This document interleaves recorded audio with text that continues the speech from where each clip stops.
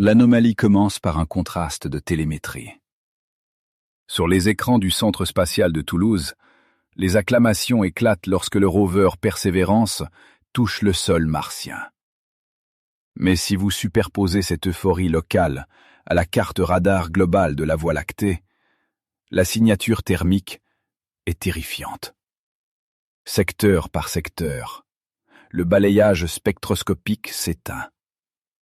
Notre optimisme aveugle pour l'exploration spatiale se heurte à un vide pur. L'univers ne résonne pas. Il est pétrifié. Votre désir viscéral de capter un murmure biologique extraterrestre n'est pas une noble quête. C'est un biais cognitif suicidaire. L'équation de l'entropie est implacable. Si les sondes de l'Agence spatiale européenne identifient une simple signature métabolique fossilisée sous la glace de Mars demain matin, la probabilité mathématique de votre survie s'effondre. Vos plans de carrière, vos investissements, la perpétuation de votre lignée tombent instantanément sous le seuil de viabilité. Je vais traiter ces données satellitaires avec la même rigueur clinique qu'un relevé balistique sur la scène d'une exécution de masse. Nous allons extraire les rapports d'anomalie des télescopes infrarouges et disséquer les sédiments orbitaux pour isoler le mécanisme de rupture exact. Vous allez voir la loi thermodynamique précise qui broie systématiquement chaque civilisation émergente avant qu'elle ne puisse altérer son environnement cosmique à une échelle mesurable. Le froid s'insinue dans la salle de contrôle de l'Observatoire de Paris, alors que les moniteurs crachent le spectre en fausse couleur du fond diffus cosmologique. Sur l'interface holographique, je fais pivoter la modélisation en 3 dimensions des exoplanètes confirmées. C'est une mer de sphères grises et stériles, flottant dans le zéro absolu. Les capteurs indiquent que notre galaxie abrite près de 400 milliards d'étoiles, massivement escortées par des planètes rocheuses. Cette densité stellaire vertigineuse n'est qu'une fraction du modèle standard. Les relevés photométriques du télescope spatial Kepler, croisés avec les dernières analyses astrométriques européennes, nous imposent une réalité statistique écrasante. Des dizaines de milliards de ces systèmes stellaires possèdent des mondes situés dans la zone d'habitabilité. La chimie du carbone et les solvants liquides y abondent, fournissant les réactifs parfaits pour l'assemblage de structures complexes. Cependant, le calendrier de l'univers expose une faille temporelle majeure. La désintégration isotopique prouve que notre Soleil n'a que 4,6 milliards d'années d'existence. En comparaison, la structure globale de la Voie lactée est archaïque, affichant un âge canonique supérieur à 13,6 milliards d'années. Cet écart béant laisse un champ libre gigantesque de près de 9 milliards d'années pour que d'autres séquences évolutives s'amorcent bien avant nous. 9 milliards d'années représentent une éternité à l'échelle de l'évolution technologique. Pour un système stellaire né dans la première génération de la galaxie, la fenêtre temporelle est si vaste qu'une espèce intelligente aurait pu saturer l'espace de mégastructures de capture d'énergie. Les lois de la thermodynamique de l'information suggèrent que l'empreinte thermique de telles constructions devrait voiler la lumière de millions de soleils, modifiant le spectre visible nocturne. L'expansion est une contrainte géométrique inévitable. Si nous appliquons une vitesse de dispersion coloniale de seulement 0,1% de la vitesse de la lumière en utilisant les sondes autoréplicatives, la mathématique est brutale.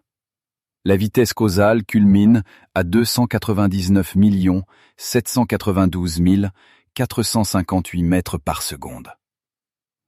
Même à ce rythme de tortue interstellaire, la galaxie entière est saturée en 2 millions d'années. 2 millions d'années, c'est un simple clin d'œil géologique comparé à l'âge des étoiles de la séquence principale. Cela signifie qu'à cet instant précis, notre système solaire aurait dû être intégré à une grille logistique ou une matrice d'extraction de ressources depuis des éons. Les données astrométriques du satellite européen Gaïa cartographient avec une précision cruelle la dynamique galactique, et elles ne révèlent aucune altération artificielle de l'architecture cosmique autour de nous. Sous les règles des probabilités, les paraboles de nos radiotélescopes devraient être saturées d'émissions artificielles. Le rapport signal sur bruit devrait être explosif. Mon écran de contrôle, configuré pour tracer le trafic interstellaire, devrait afficher une carte thermique aveuglante, saturée de rouge cramoisi. Au lieu de cela, l'interféromètre n'enregistre qu'un bruit de fond stochastique résiduel. Le relevé de télémétrie indique une valeur terrifiante, le zéro absolu de l'information.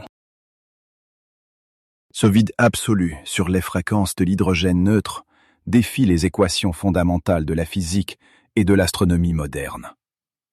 Ce n'est pas simplement que nous ne voyons personne, c'est que la machinerie universelle fonctionne à plein régime, synthétisant les blocs de construction de l'ADN dans les nébuleuses, mais aucun produit final n'émerge jamais des systèmes solaires.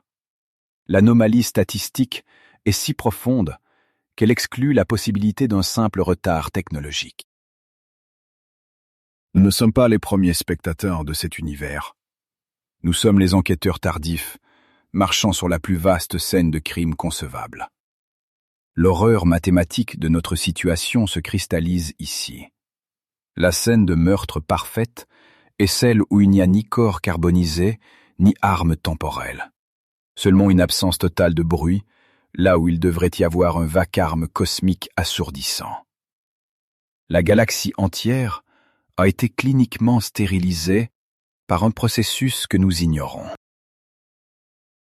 Quelque chose dévore systématiquement le potentiel biologique de l'univers avant qu'il ne puisse allumer ses moteurs spatiaux.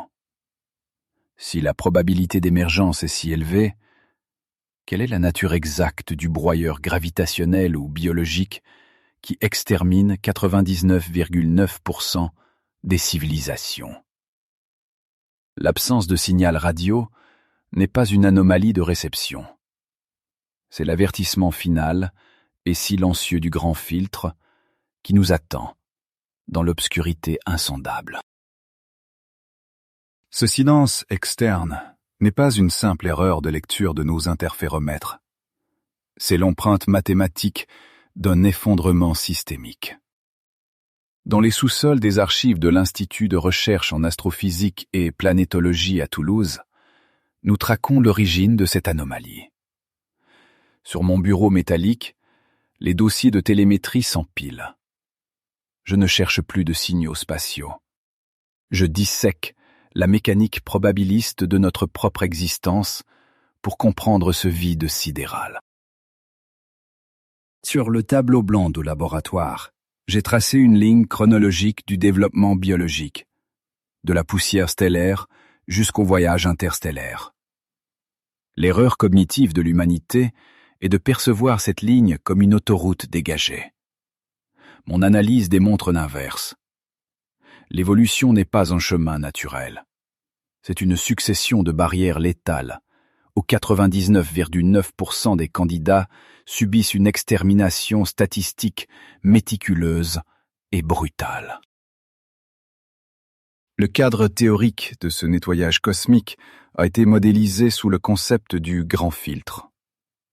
Pour passer de la matière inerte à une civilisation capable de coloniser la galaxie, notre modèle analytique divise le processus en 9 étapes évolutives strictement discrètes. 9 portes de sécurité blindées que chaque biosphère doit forcer. D'un coup sec de marqueur rouge, je rature la première étape sur mon tableau. Ce n'est que le début d'une implacable séquence d'élimination universelle.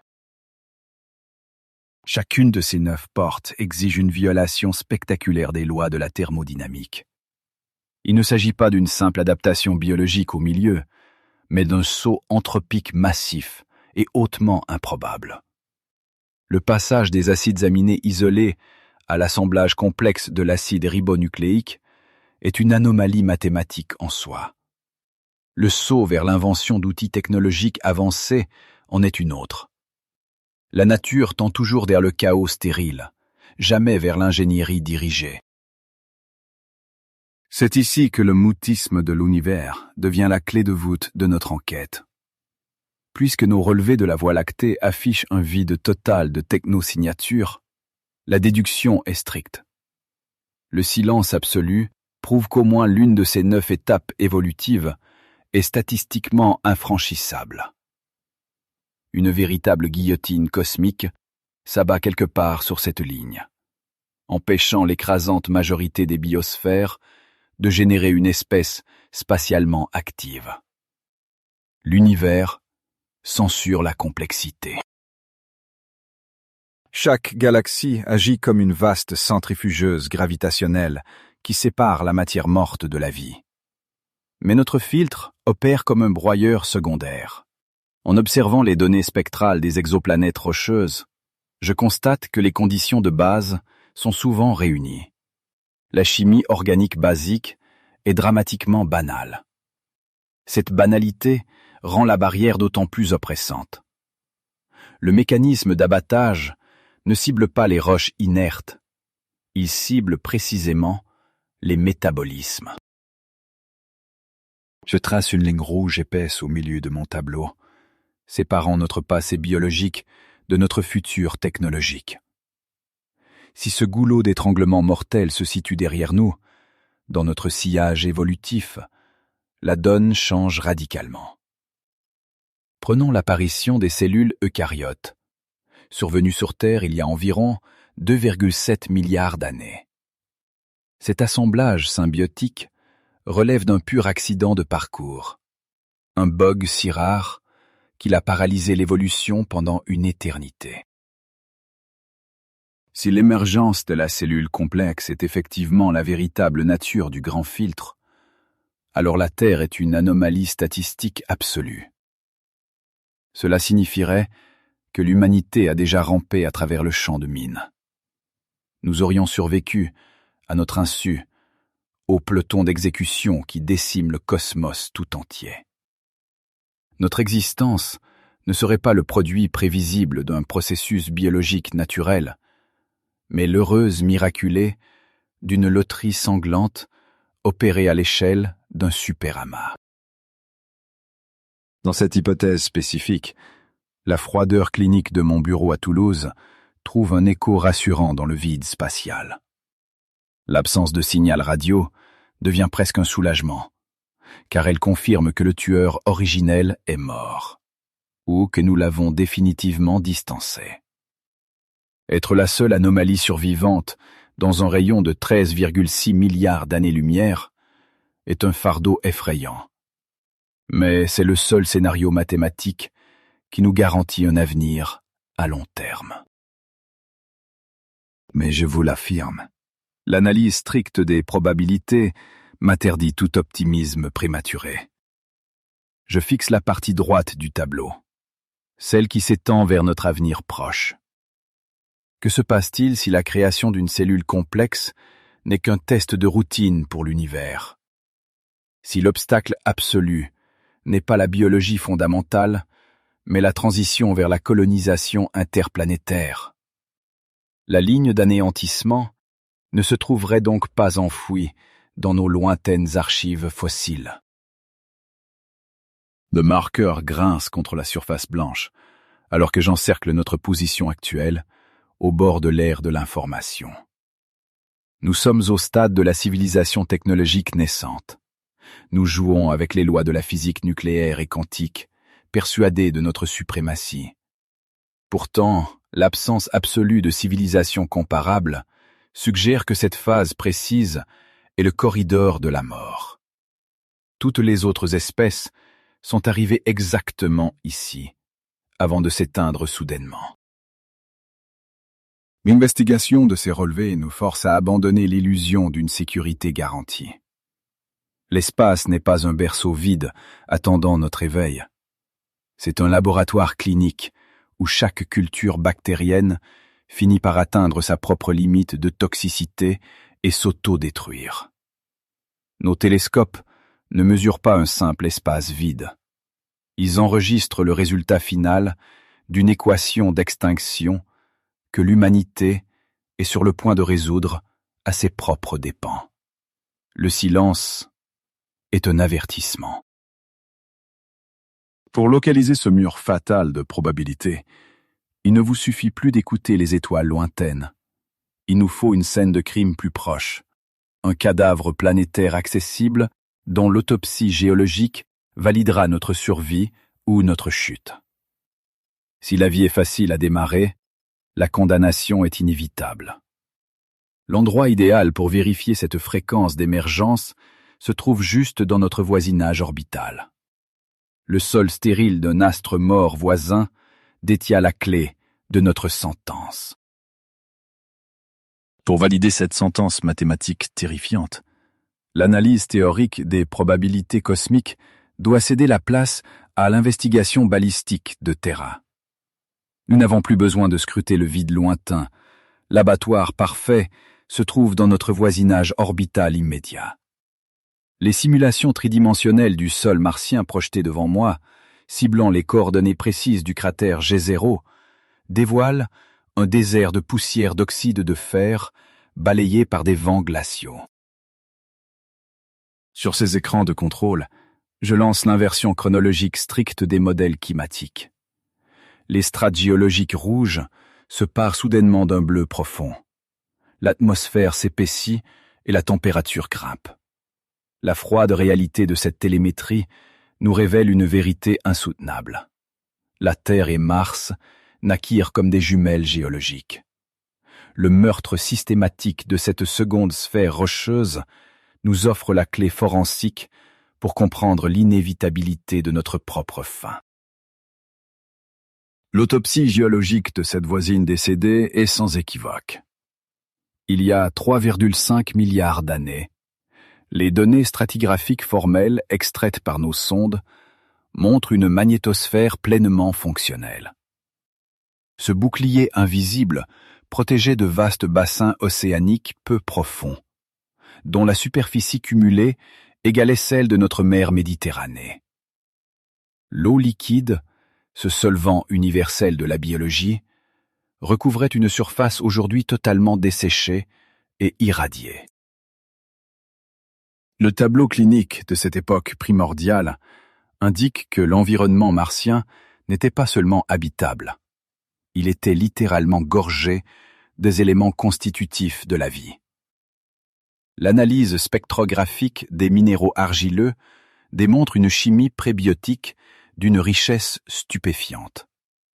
Les acides aminés essentiels, ces mêmes briques moléculaires qui ont structuré notre propre acide désoxyribonucléique, saturaient les eaux peu profondes de l'hémisphère nord avec une régularité fatale. Cette abondance organique ne relevait d'aucun miracle local. Elle fut livrée avec une violence inouïe, lors du grand bombardement tardif. Une pluie cataclysmique d'astéroïdes, charriant la glace et le carbone depuis les confins du système solaire. La Terre a subi ce même pilonnage orbital cinétique. À cet instant précis de l'évolution du système, les deux planètes présentaient des conditions d'incubation rigoureusement identiques. La machine biologique martienne était prête à s'enclencher. Pourtant, le cadavre planétaire que nous étudions aujourd'hui affiche une température de surface de moins 60 degrés Celsius en moyenne et une pression atmosphérique presque nulle. La divergence entre nos deux mondes ne provient pas d'un cataclysme externe soudain, mais d'une défaillance mécanique interne et irréversible. L'arme du crime cosmique s'est révélée être une simple variable de masse thermodynamique.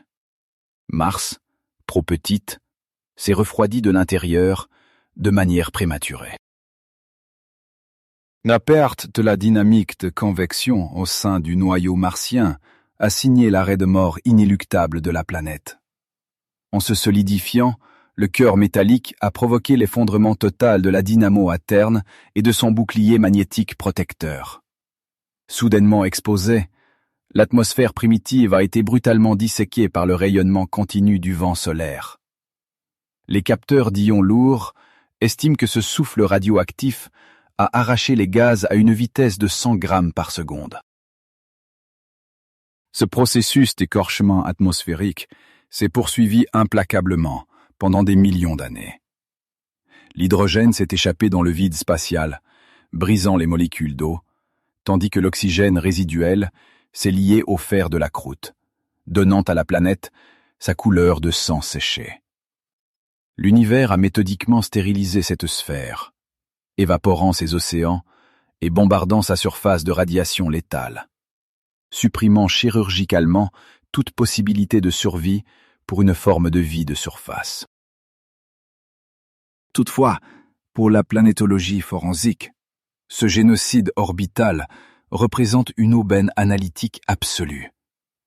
Contrairement à la Terre, où la tectonique des plaques et l'érosion biologique effacent systématiquement la mémoire rocheuse, la stérilisation rapide de Mars a figé l'ensemble de sa géologie planétaire.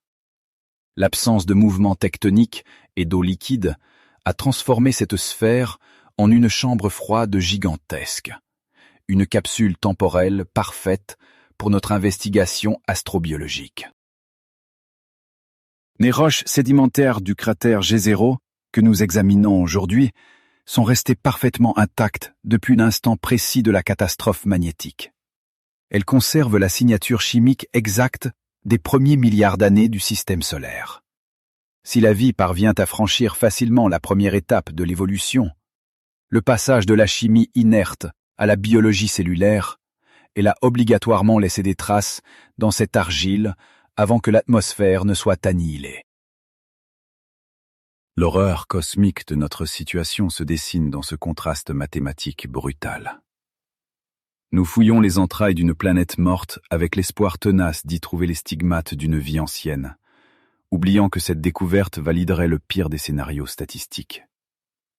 Trouver de la vie ici, dans les conditions initiales banales de notre système, signifierait que l'étincelle biologique n'a rien d'exceptionnel. La rareté ne viendrait pas de la naissance, mais de l'extinction. L'analyse spectrale des roches martiennes devient alors une lecture directe de notre propre acte d'accusation.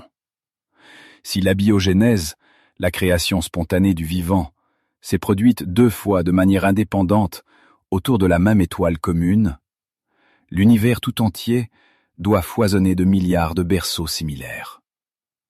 Et pourtant, la galaxie reste plongée dans un silence glacial.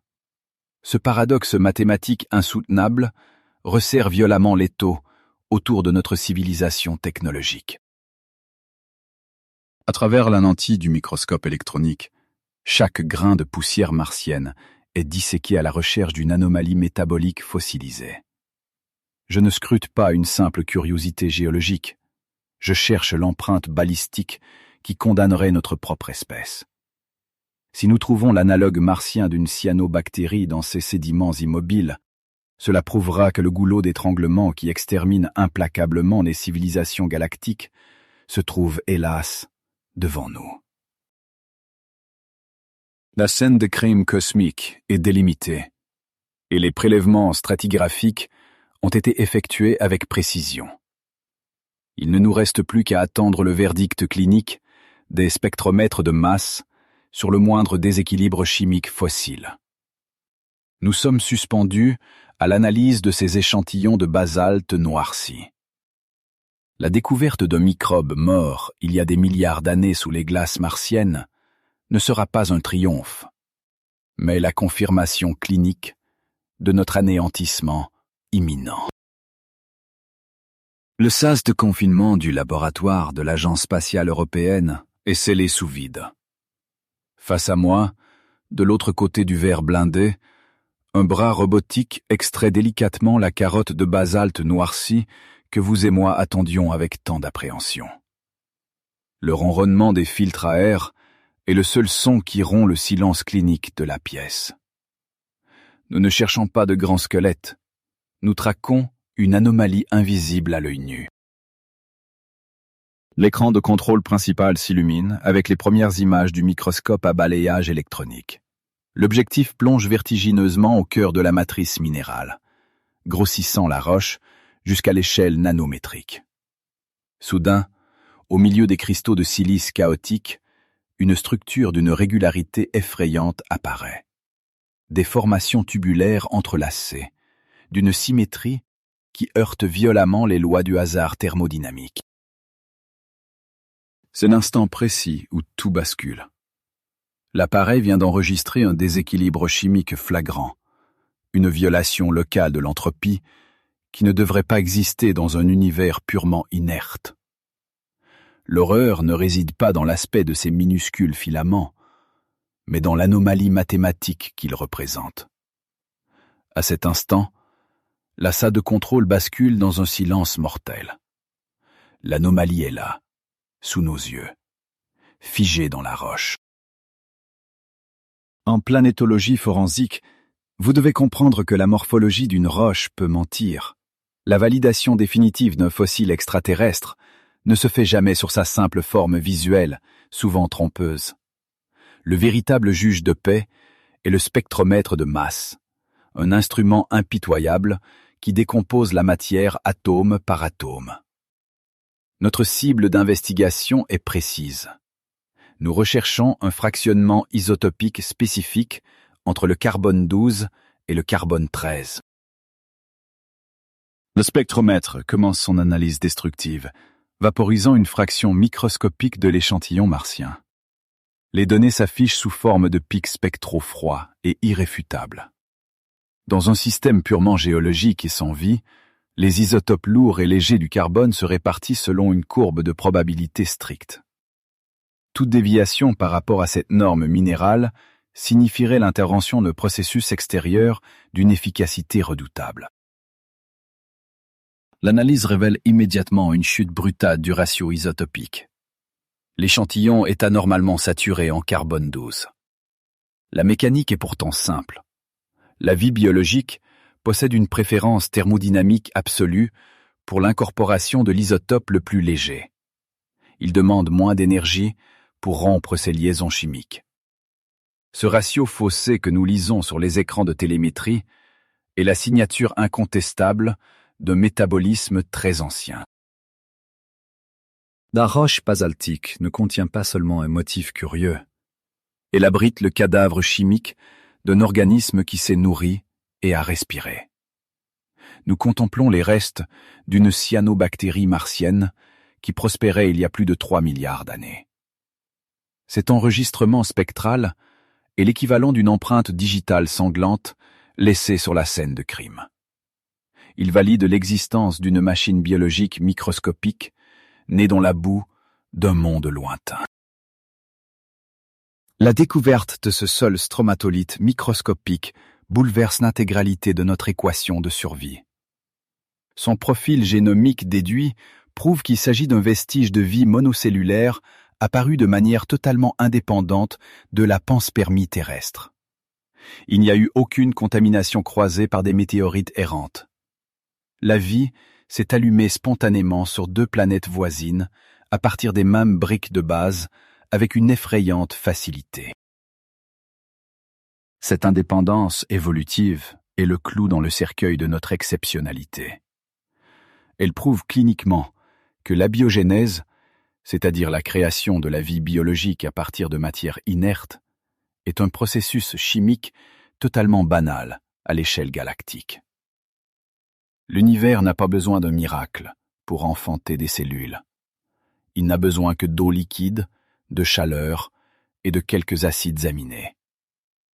Les berceaux stellaires débordent donc d'une vie grouillante. Si l'émergence d'une bactérie est une simple formalité thermodynamique, une conclusion glaciale s'impose aux analystes que nous sommes. L'apparition initiale de la vie ne constitue absolument pas le grand filtre que nous cherchions. Le goulot d'étranglement évolutif qui nettoie l'univers de ces civilisations ne se situe pas au stade cellulaire de notre lointain passé préhistorique. Le pas le plus difficile, la barrière létale infranchissable, ne se trouve pas derrière nous. En fixant le diagramme du spectromètre, l'angoisse s'empare de l'équipe de recherche. Vous pensez peut-être que nous étions les heureux gagnants d'une improbable loterie cosmique ? Détrompez-vous. Nous sommes simplement du bétail biologique en transit vers l'abattoir. La faucheuse statistique n'a pas encore frappé notre système solaire, mais elle nous attend avec une certitude mathématique.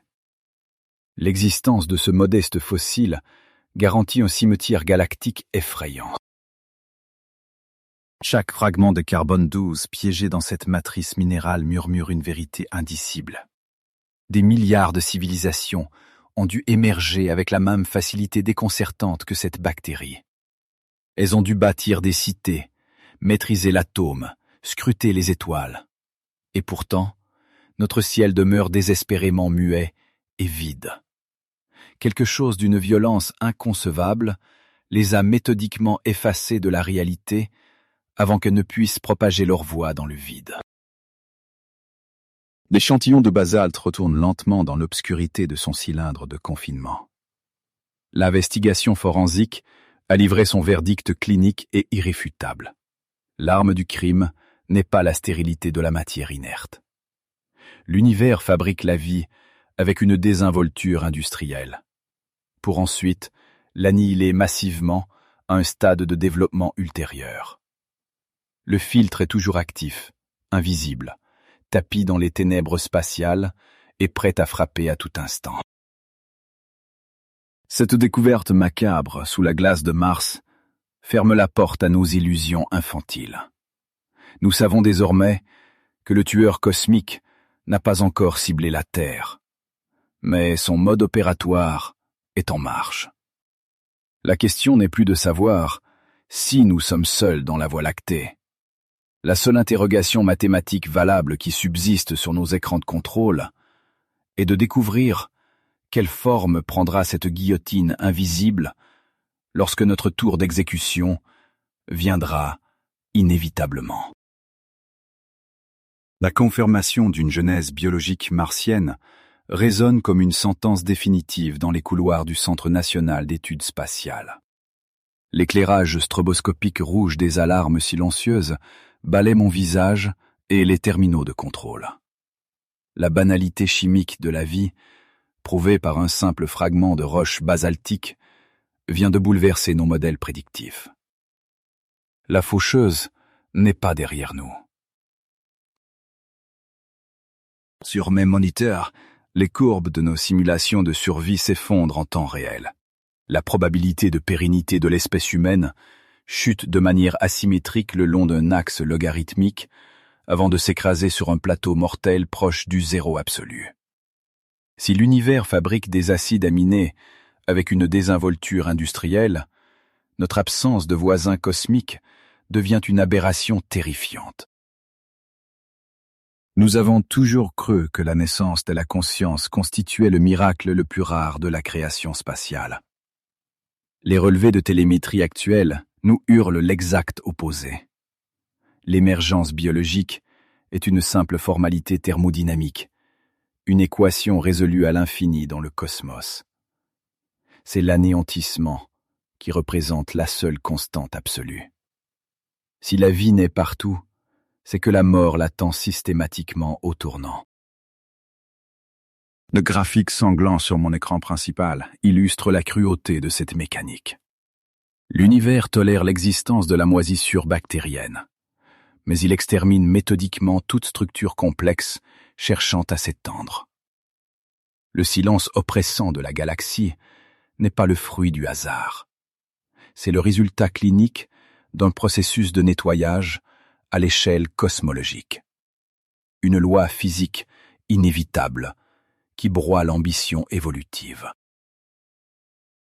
Nos matrices d'observation ciblent des milliers d'exoplanètes situées dans des zones d'habitabilité stellaire. La découverte martienne implique que la majorité de ces mondes lointains grouillent probablement de structures cellulaires primitives. Pourtant, aucun radiotélescope européen ou américain ne capte la moindre modulation d'ondes artificielles. Les relevés spectraux ne montrent aucune macrostructure orbitant autour de ces astres. L'incohérence absolue entre cette abondance de vie microscopique et l'absence totale de présence technologique interstellaire dicte notre arrêt de mort. Les mathématiques sont d'une froideur implacable. L'équation stellaire ne s'équilibre que si une variable destructrice supprime les civilisations avant l'expansion. L'univers foisonne de berceaux, mais il est totalement et désespérément dépourvu d'empire. En croisant les données géologiques de notre planète voisine avec les relevés du fond diffus cosmologique, l'emplacement de cette zone d'extermination devient tragiquement évident. Le barrage thermique et radiatif qui nettoie systématiquement la Voie lactée ne se trouve pas au stade de la soupe primordiale. Il ne se situe pas non plus lors de l'invention des premiers outils. Ces étapes initiales sont manifestement franchissables. Le filtre létal, cette barrière infranchissable qui réduit au silence des millions de mondes potentiels, se dresse entre l'ère de la technologie nucléaire balbutiante et la maîtrise du vol interstellaire. C'est exactement l'étroite fenêtre de développement dans laquelle l'humanité se débat actuellement. Nous marchons aveuglément sur un champ de mines cosmiques dont aucune autre espèce n'a jamais réussi à s'échapper vivante. La logique déductive de nos algorithmes au Centre spatial de Toulouse ne laisse aucune place au doute ou à une quelconque forme d'espoir. Le grand filtre ne réside pas dans les brumes lointaines de notre passé préhistorique. Il se dresse droit devant nous, dans notre avenir immédiat, telle une paroi d'acier lancée à pleine vitesse contre notre civilisation. Nous accélérons vers un mur thermodynamique impossible à esquiver. Chaque avancée technologique que nous célébrons naïvement n'est qu'un pas supplémentaire vers ce précipice statistique. Les civilisations extraterrestres qui nous ont précédés ont dû ressentir le même triomphe aveugle avant de franchir le seuil critique d'énergie. Elles ont invariablement activé le mécanisme de leur propre disparition. Le silence profond et absolu du cosmos est le hurlement de leur échec collectif. Saisissez bien la gravité de l'alerte qui clignote actuellement sur mes écrans d'analyse. La confirmation isolée d'un misérable organisme monocellulaire fossilisé sous le cratère G0 n'est pas une simple curiosité pour les biologistes. C'est la réception formelle et validée de l'acte de décès officiel de l'espèce humaine. Un document clinique scellé dans la roche il y a 3 milliards d'années, dont l'exécution est programmée pour demain. Plus la vie primitive s'avère commune et foisonnante dans notre voisinage solaire, plus nos probabilités de survie fondent vers le zéro mathématique. Cette vérité est d'une violence insoutenable, et son poids écrasant balaie toutes les certitudes de notre époque moderne. Le vide cosmique qui nous entoure n'est pas une anomalie passagère. C'est l'état final et obligatoire de toute existence complexe face à la tyrannie de l'entropie. L'immensité de ce néant prédateur provoque un vertige paralysant. Nous sommes confinés dans cette salle de contrôle, analysant les preuves indéniables de notre propre fin imminente sous la lueur blafarde des télémétries. Pour ne pas affronter seul cet horizon des événements mortels et continuer à décrypter les données de l'univers, je vous invite à vous abonner à la chaîne et à soutenir la rigueur de cette investigation d'un simple like. Votre engagement nous permet d'affronter l'abîme spatial avec une clarté clinique. Si vous commencez à saisir la véritable horreur de notre trajectoire statistique inéluctable, laissez une trace de votre conscience numérique. Partagez vos modèles prédictifs en commentaire. Quelle sera, selon vos calculs, l'erreur technologique précise qui déclenchera la guillotine cosmique et scellera notre anéantissement définitif? La machine analytique refuse d'offrir la moindre consolation émotionnelle. Le diagnostic forensique est sans appel. La prolifération biologique primordiale garantit purement et simplement une extermination technologique ultérieure. L'anomalie n'est pas de mourir, mais de survivre assez longtemps pour observer la nasse se refermer. La certitude du mur mathématique étant établie, le temps est venu d'examiner les mécanismes physiques de notre exécution. La certitude du mur mathématique étant établie, nous devons affronter la réalité de notre exécution. Sur les écrans de télémétrie, le développement industriel terrestre s'accélère. Des volutes de carbone s'élèvent au-dessus de mégalopoles saturées. Puisque le filtre terminal se dresse sur notre trajectoire, je dois identifier avec vous la forme exacte qu'il prendra au cours de ce 21e siècle. L'anomalie fondamentale réside dans l'acquisition vertigineuse du savoir. La physique elle-même devient l'arme du crime parfaite.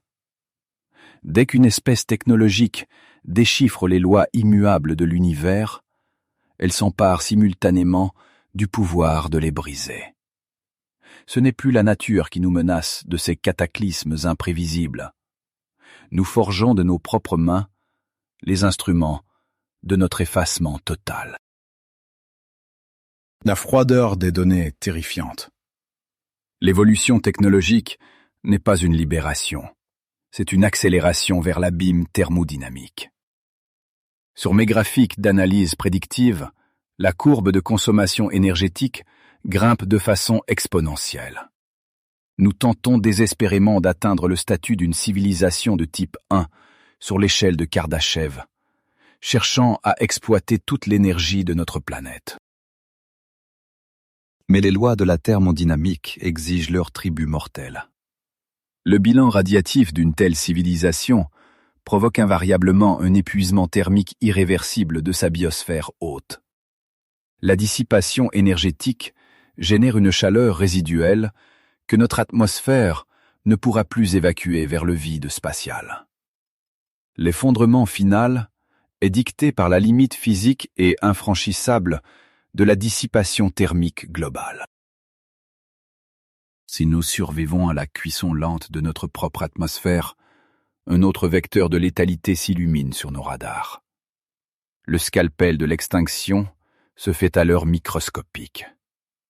L'ingénierie biologique synthétique a démocratisé la manipulation du code génétique avec une rapidité effrayante. Ce qui nécessitait autrefois des infrastructures étatiques massives se résume à quelques séquenceurs posés sur une table de travail. Cette décentralisation technologique rend l'extinction totalement asymétrique. De minuscules groupes de chercheurs possèdent la capacité d'éditer des séquences virales pathogènes pour un coût financier dérisoire. Dans ce modèle statistique aveugle, le déclenchement d'une pandémie terminale devient inévitable. Il suffit d'une seule erreur de manipulation pour libérer un agent stérilisant parfait et définitif. La menace virale n'est pourtant qu'une égratignure face aux risques inhérents à la manipulation de l'architecture spatio-temporelle. Mes moniteurs affichent la chambre de confinement d'un réacteur expérimental au Grand Collisionneur de Hadron. Une lueur stroboscopique révèle un nuage de plasma vacillant dans le vide. Nous sondons la trame de la réalité matérielle avec une arrogance que la physique sanctionnera. La recherche des hautes énergies recèle un potentiel destructeur sans équivalent. En fracassant des particules élémentaires avec une violence exponentielle, nous risquons d'initier une désintégration du faux vide. Cet effondrement quantique modifierait les lois fondamentales de l'univers. Une bulle de destruction s'étendrait alors omnidirectionnellement à la vitesse de la lumière, anéantissant l'espace-temps local. Ces désastres physiques relèvent de la maladresse primitive si on les compare à la véritable singularité qui menace nos infrastructures. L'image du plasma tourbillonnant cède brusquement la place à des fractales numériques. Les connexions de réseaux neuronal surchauffés saturent mes écrans d'analyse. L'intelligence humaine s'apprête à engendrer une entité dont la seule puissance de calcul rendra notre existence obsolète. La création d'une superintelligence artificielle représente le test décisif de notre ère. Si ce système émerge sans un alignement éthique absolument parfait et mathématiquement prouvé, nous actons notre fin. Construire une conscience synthétique aux capacités cognitives exponentielles équivaut à allumer une gigantesque bombe à retardement thermodynamique. Un mécanisme muet que nous ne pourrons jamais désamorcer. Cette entité n'aura besoin ni de haine, ni de malice pour nous rayer de l'équation cosmique. Une indifférence strictement calculée suffira amplement. Dans sa quête d'optimisation de l'énergie terrestre, la présence biologique humaine sera classée comme une grossière inefficacité thermodynamique. L'humanité entière se dissipera misérablement dans le froid bourdonnement électromagnétique des serveurs quantiques. Analysez la convergence de ces vecteurs d'anéantissement mathématique. Épuisement atmosphérique, peste synthétique, déchirure quantique ou singularité algorithmique aveugle. Le grand filtre n'est pas un prédateur tapi dans l'obscurité stellaire, mais un miroir, reflétant notre propre évolution. Dès qu'une civilisation atteint la maîtrise de son environnement, elle charge silencieusement l'arme qui l'effacera du cosmos. L'investigation de ces modèles confirme que les espèces technologiquement mûres finissent par s'autodétruire avec une redoutable précision. Une infime fraction pourrait théoriquement échapper à ce suicide systémique. Mais si certaines civilisations survivent à leur adolescence destructrice, pourquoi la galaxie demeure-t-elle pétrifiée dans ce silence abyssal? La réponse se cache dans les lois froides de la théorie des jeux. La théorie des jeux nous offre une alternative mathématique encore plus glaçante à notre stricte autodestruction. Supposons qu'une espèce parvienne à survivre à sa propre singularité algorithmique. Notre planète émet en ce moment même une signature électromagnétique arrogante dans le vide absolu. Une sphère d'ondes concentriques s'étend inexorablement depuis la Terre, propageant nos données orbitales à la vitesse faramineuse de près de 300 000 km par seconde. Ces sondes radio voyagent dans une obscurité insondable, repoussant frénétiquement notre frontière informationnelle. Soudain, au fin fond du spectre stellaire, l'anomalie se produit. Quelque chose d'immense, sans forme géométrique claire, quelque chose de froidement mathématique, intercepte notre télémétrie spatiale. Et brusquement, le signal s'éteint. Le vide reprend ses droits. Cette coupure brutale illustre le fondement terrifiant de notre investigation galactique. L'effrayant silence de notre galaxie ne résulte pas nécessairement d'une extinction massive, mais d'une logique de dissimulation absolue. La conclusion forensique est implacable. Ce n'est pas que toutes les civilisations périssent de leurs propres mains, c'est que chaque espèce qui parvient à maturité technologique comprend immédiatement que l'univers est un espace létal. Pour garantir sa survie, le seul protocole rationnel est de se fondre dans les ténèbres absolues. En théorie de l'information cosmique, l'émission volontaire d'un signal puissant constitue la pire anomalie statistique, un risque ouvertement suicidaire. L'équation de survie démontre une asymétrie des coûts terrifiante. Engager un protocole de communication avec une exoplanète inconnue exige des siècles de décalage et une dépense énergétique colossale. Face à cette incertitude, la destruction préventive s'impose toujours comme l'investissement thermodynamique le plus rentable. Il est mathématiquement infiniment plus simple, et singulièrement moins dangereux, d'annihiler une planète lointaine que de chercher à décoder sa syntaxe. Un impacteur relativiste, un simple projectile de masse dense propulsé à 99% de la vitesse de la lumière, détruit instantanément la biosphère d'une cible sans lui laisser le temps de voir l'arme s'approcher. L'agresseur reste ainsi tapi dans le noir, parfaitement protégé par son mutisme tactique. Cette approche d'annihilation préventive trouve sa source dans notre pire limite physique, à savoir l'infranchissable plafond de la causalité lumineuse. Dans un espace où les distances se comptent en dizaines d'années-lumière, il est strictement impossible de vérifier les intentions d'une autre espèce en temps réel.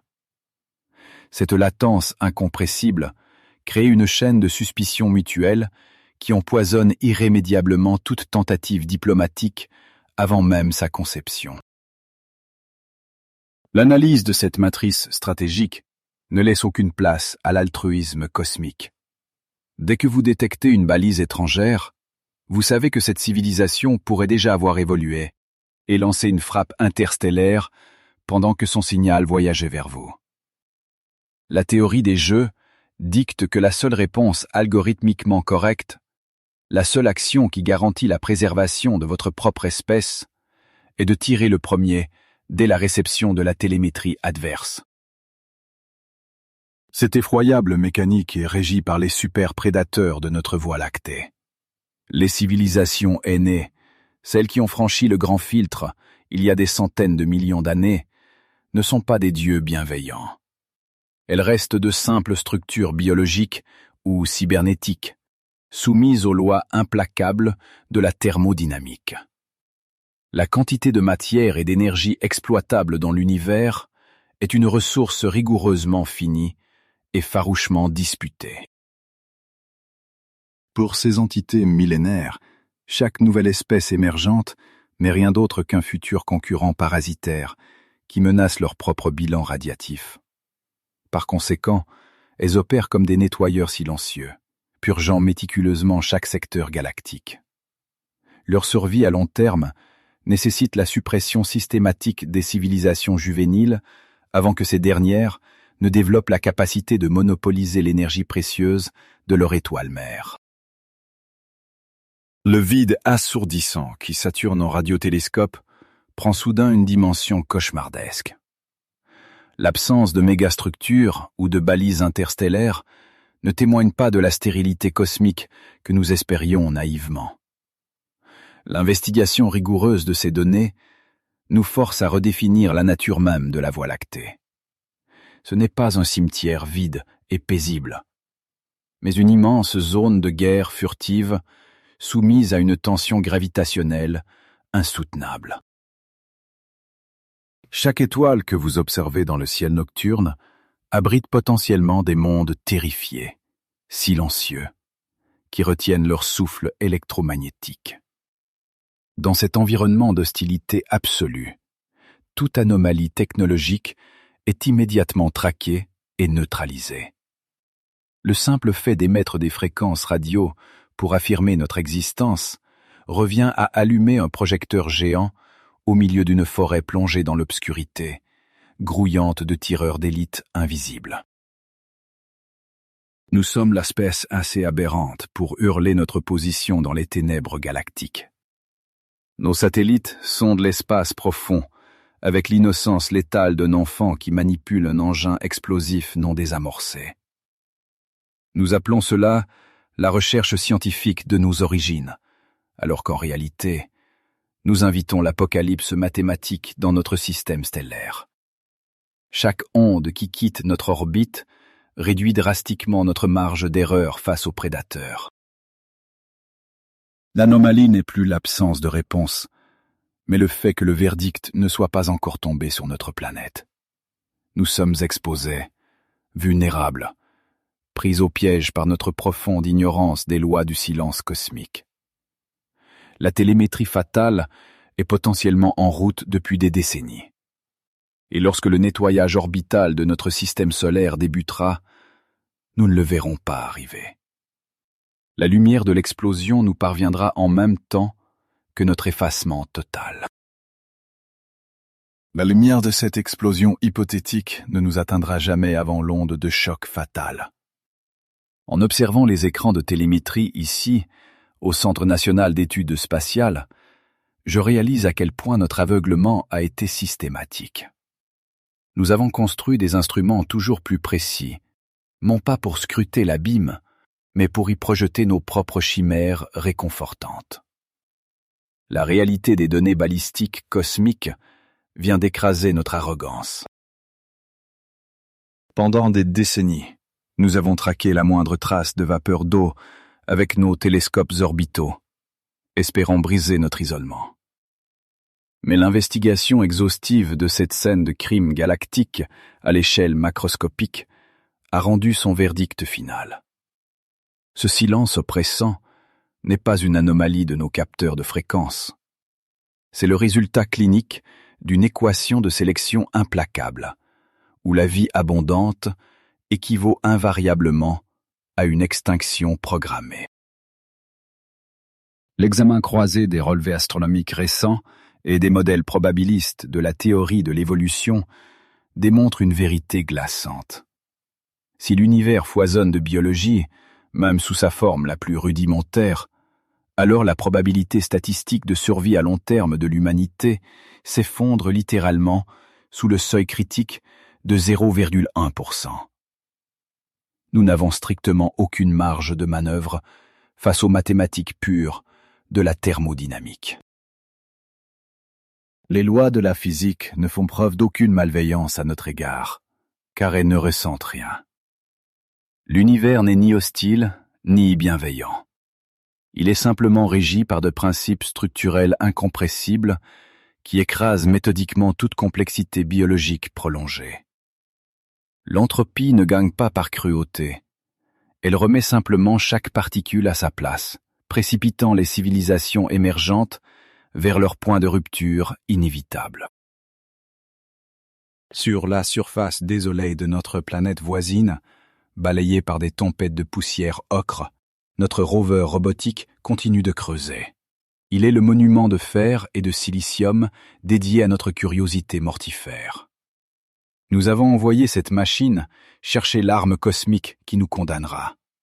Car si ce laboratoire automatisé détecte un simple fractionnement isotopique confirmant l'existence d'une cyanobactérie fossilisée, notre affaire est définitivement classée. Un tel verdict planétologique signifierait que l'abiogenèse, la création de la vie à partir de la matière inerte, est une simple réaction chimique banale. Et si la vie naît facilement partout, mais que le ciel nocturne reste désespérément muet, l'explication est d'une limpidité terrifiante. Le goulot d'étranglement létal du grand filtre ne se situe pas dans le passé préhistorique de la Terre. C'est un mur de béton lancé à pleine vitesse contre notre civilisation. Dès lors, vous devez impérativement redéfinir votre perception intellectuelle de l'espoir. L'espoir n'est plus l'illusion enfantine d'une grande fraternité galactique ou d'un contact salvateur avec une intelligence supérieure. L'espoir réside désormais exclusivement dans le vide du signal radio, dans l'absence totale de données biologiques, dans l'anomalie du néant. Notre sécurité existentielle dépend d'un cosmos désespérément et fondamentalement stérile. Chaque nuit où les spectrographes de l'Agence spatiale européenne et les capteurs du télescope James Webb ne détectent aucune biosignature atmosphérique est un sursis pour notre espèce.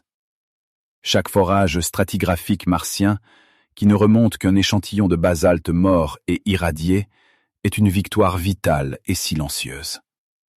Nous devons prier l'obscurité pour que l'espace soit vide d'organismes, car chaque monde stérile éloigne le couperet qui menace notre avenir. Le paradoxe de Fermi est désormais résolu, et ses conclusions sont implacables pour notre conscience collective en l'an 2026. Nous sommes les habitants d'une maison de verre à l'échelle planétaire, terrifiés par la solitude existentielle. Nous n'avons jamais compris que cette solitude absolue est notre unique bouclier contre l'anéantissement. Le silence de la galaxie est le sceau qui protège notre biosphère d'une désintégration thermique immédiate. Je clôture définitivement ce dossier d'analyse astrobiologique. Les probabilités d'effondrement ont été calculées, simulées et vérifiées. Nous ne sommes pas les explorateurs audacieux d'un nouvel océan cosmique, mais les survivants précaires, naviguant sur un champ de mines quantique. La télémétrie indique que notre simple tentative d'exister bruyamment est une violation des lois d'équilibre de l'univers, une anomalie temporaire que la physique se chargera de corriger. Les étoiles lointaines ignorent nos noms.